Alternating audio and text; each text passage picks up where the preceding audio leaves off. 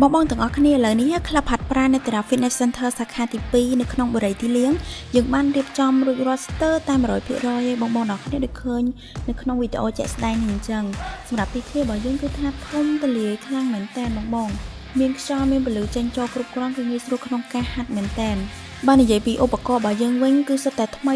ទំនើបនិងទាន់សម័យនិងមានតាមតម្រូវការសម្រាប់អតិថិជនទាំងអស់តែម្ដងសម្រាប់បងដែលកំពុងតែស្វែងរកក្លឹបហាត់ប្រាណដែលមានទីធ្លាធំទូលាយអីបងអាចអញ្ជើញហាត់ប្រាណនៅក្នុងបរិយាទីលាងបានអ្វីកាន់តែពិសេសនេះសម្រាប់បងដែលកំពុងតែមានបំណងក្នុងការចង់សម្រកគីឡូដើម្បីបានរាងស្អាតមុនចូលឆ្នាំបងទាំងអស់គ្នាអាចមកប្រឹក្សាយោបល់នៅក្លឹបហាត់ប្រាណនៅតារា Fitness សាខាទី2នៅក្នុងបរិយាទីលាងបានតោះបងទាំងអស់គ្នាអញ្ចឹងទៅទស្សនាជាន់ទី1ជាមួយនឹងខ្ញុំទាំងអស់គ្នាសម្រាប់ជាន់ទី1របស់យើងគឺយើងមាន hall ធំទូលាយមែនតើកន្លែងនេះគឺជាថ្នាក់ GX ខ្លះបងទាំងអស់គ្នាដែលចង់ស្រក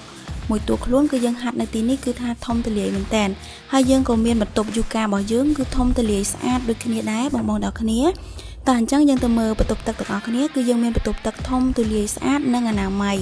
យើងមានទាំងកន្លែងងូតទឹកផ្លាស់សម្លៀកបំពាក់គឺមាននៅក្នុងនឹងតែម្ដងជាចុងក្រោយបងទាំងអស់គ្នាជួយ like page ម្នាក់មួយបងនឹងទទួលបានកាដូហាត់ប្រាណសាកល្បងនៅក្នុងក្លឹបហាត់ប្រាណនៅតារា Fitness Center នៅក្នុងបរិយាទីលាងបានបាយបាយ